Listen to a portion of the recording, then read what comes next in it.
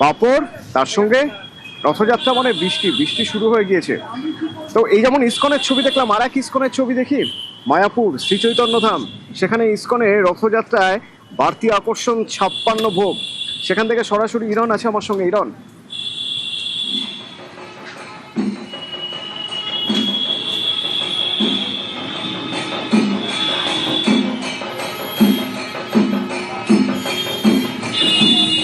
ইরন বোধহয় আমার কথা শুনতে পাচ্ছে না, খুব স্বাভাবিক। মহা ধুমধাম চলছে, সেখানে প্রচুর আওয়াজ, তার মধ্যে হয়তো শুনতে পাচ্ছে না। ইরন, এখানকার একটা আকর্ষণ 56 ভোগ। ইসকনের রথ কিভাবে বিখ্যাত? ইসকনের রথ ইসকনের মন্দিরে ঠিক হয় না, ইসকনের রথ হয় রাজাপুর। সেইখানে যে জগন্নাথ মন্দির, সেই জগন্নাথ মন্দিরে আমি সেই জগন্নাথ মন্দিরের ছবি দেখাবো। এই জগন্নাথ মন্দিরে এই মুহূর্তে আমরা সকাল থেকে এখানে দেখিয়েছি যে 56 ভোগের যে আয়োজন ইতিমধ্যেই সেটা প্রস্তুত করা হচ্ছে। এবং জানিয়ে রাখবো, এখানে যে জগন্নাথ প্রভুর মূর্তি রয়েছে, মূল যে মূর্তি সেটাকে কিন্তু নিয়ে যাওয়া হয় না। এছাড়াও আরও একটি বিগ্রহ রয়েছে প্রভু জগন্নাথের, সেটাকে নিয়ে যাওয়া হবে যখন রথযাত্রায় নিয়ে যাওয়া হবে।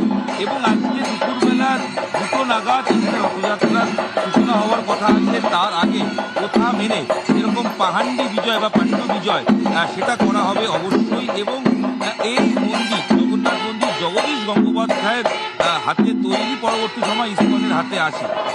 ইসকনের রথকে ইতিহাস ঐতিহ্যের গভীরভাবে একটা মেলবন্ধন বলা হয়। আমি বাংলা দেখাতে দেখাতে আমি কথা বলবো এখানকার যিনি দায়িত্বে আছেন।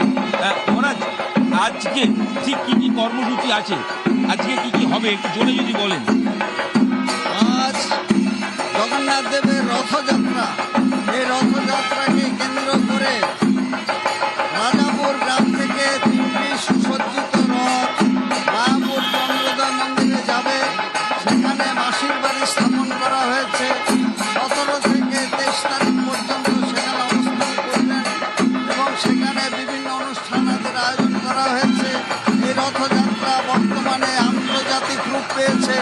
দেশ বিদেশের লক্ষাধিক ভক্তবৃন্দ এখানে সমবেত হয়েছেন।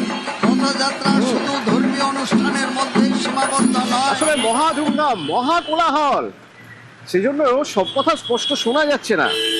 56 ভোগ এই রথযাত্রার বিশেষ আকর্ষণ, যে 56 ভোগের জন্য মানুষ অপেক্ষা করে থাকেন। বছরের এই একটা দিন ইসকন মায়াপুর, এই রথযাত্রা।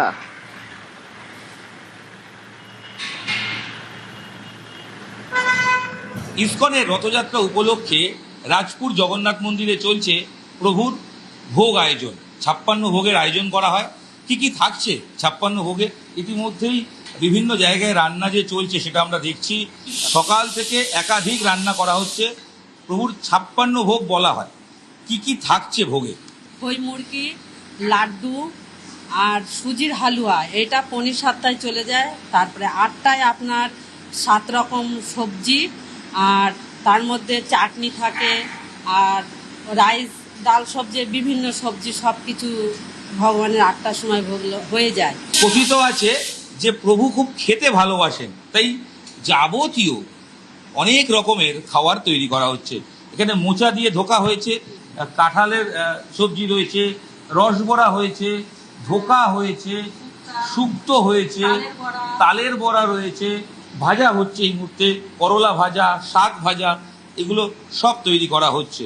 ফল, মিষ্টি এবং সবচেয়ে যে প্রিয় খাবারের কথা বলছিলাম সেটা হচ্ছে কাঁঠাল। সব মিলিয়ে যে 56 ভোগের আয়োজন, তা ইতিমধ্যেই সম্পূর্ণ প্রভুকে সকাল থেকে তা নিবেদন করা হচ্ছে।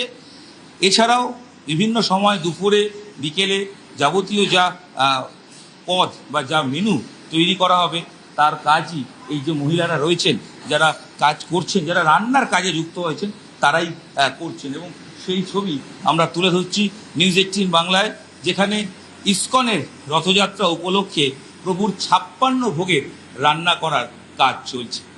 ক্যামেরায় অর্চনের সাথে ইরন রায় বর্মন, নিউজ 18 বাংলা, মায়াপুর।